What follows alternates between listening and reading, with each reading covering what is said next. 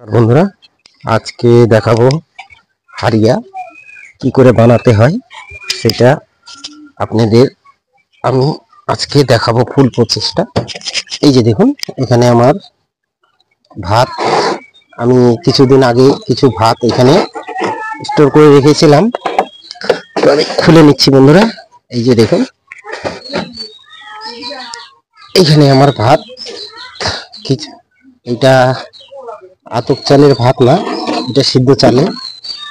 তো আমি একটু লাড়িয়ে নিব যাতে আপনারা বুঝতে সুবিধা হয়। এই যে দেখুন, আমি একটা লাঠি নিয়েছি, একটু ফেটে নিচ্ছি। তো এখন আমাদের ভাতগুলো হারিয়া জন্য প্রস্তুত হয়ে গেছে। এখানে আমি পরবর্তীতে আরো দেব ভাত, কিন্তু এখনো ভাতগুলো যেরকম ভাত সেরকমই আছে। তো এখন এইটাকে আমরা কি করে পচাবো? এমনি রাখলে অনেকদিন টাইম লাগে বন্ধুরা। আর আমরা আজকে এইটার সঙ্গে যে জিনিসটা দেব সেটা হলো, আপনাদের সামনে আমি দেখাচ্ছি। এই যে দেখুন, এই যে এগুলো আপনারা যেখানে মাছের ডিম হিমুল যেখানে বিক্রি হয় সেই জায়গায় গেলে এইসব জিনিস আপনারা পেয়ে যাবেন। এই যে দেখুন, এটা হলো হারিয়া বানানোর একটা ট্যাবলেট পাওয়া যায়, কিন্তু এটা ট্যাবলেট না, এটা ট্যাবলেট বলা যায় না, কিন্তু এটা হলো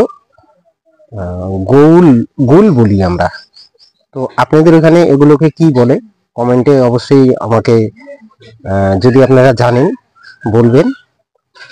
তো আমি এখন এগুলোকে কি করে এর সঙ্গে অ্যাড করব, গোটা দিলেও হবে, কিন্তু গোটা দিলে টাইমটা বেশি লাগবে।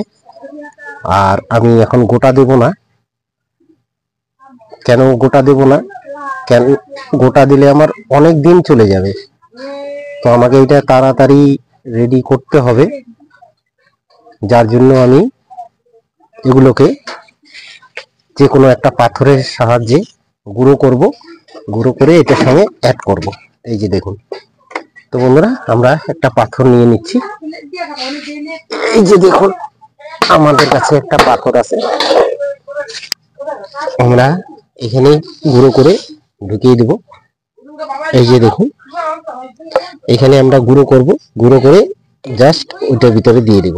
তো আমি জায়গাটা একটু পরিষ্কার করে নিচ্ছি, দেখতে পাচ্ছেন, একটু পরিষ্কার করে নিচ্ছি, দাঁড়ান।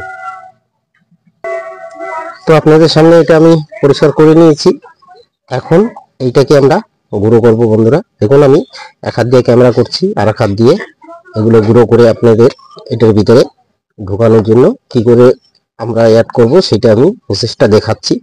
তো আপনারা বাড়িতে বসে আপনাদের যদি এইভাবে বানিয়ে নেন তাহলে অনেক খুবই রেজাল্ট খুব ভালো হয় হারিয়ার।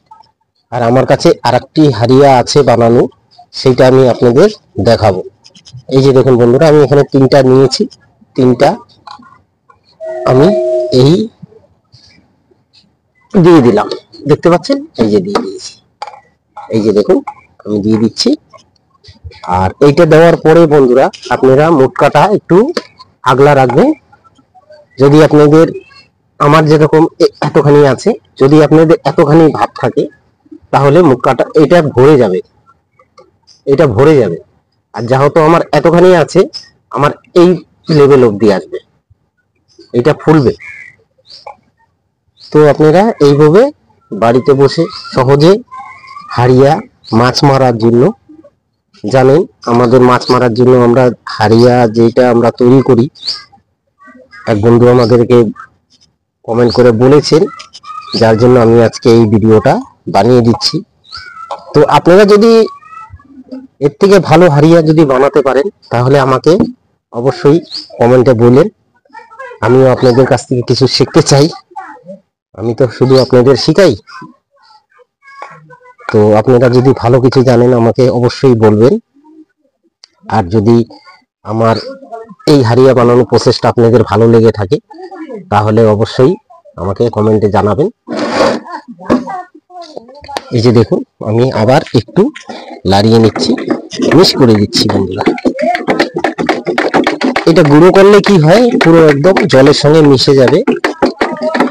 আর এটা একদম 1 সপ্তাহের ভিতরে পচা শুরু হয়ে যাবে বন্ধুরা।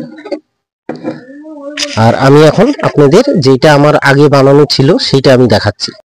দেখুন বন্ধুরা, আমরা চলে আসছি আমাদের আগের যে হারিয়াটা বানানো ছিল সেই জায়গাটায়। এই যে দেখুন, আমার এটা মুটকা নেই, আমি বেঁধে রেখেছি। এই যে দেখুন, এই যে দেখুন, আসলে মুটকা থাকলে একটু ভালো হতো। এটা আমার খুবই পুরানো, এই হারিয়াটা আমার খুবই পুরানো হারিয়া বন্ধুরা, 1.5 বছর হয়ে গেল। এই যে দেখুন, আমি কিছুদিন থেকে মাছ মারতে যাচ্ছি না, যার জন্য কালারটা একটু চেঞ্জ হয়ে গেছে। তো এটা যদি আমি একটু ঘুলিয়ে নিই, কালারটা ঠিক চলে আসবে। তো এরকম হবে বন্ধুরা, দেখতে পাচ্ছেন, এরকম হবে। তো বন্ধুরা, এরকম হারিয়া, ওই যে হারিয়াটা আমি আপনাদের দেখালাম ওইটাও এরকমই হবে, একটু সময় লাগবে বানাতে, মোটামুটি 1.5 মাস থেকে 2 মাস সময় লাগবে।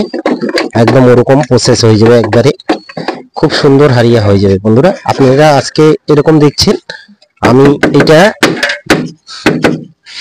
যেদিন আমি ইউজ করব সেদিন আপনাদের আবার আমি দেখাবো যে কিরকম হলো। দেখতে পাচ্ছেন জলটা একদম ঘন হয়ে গেছে এখন।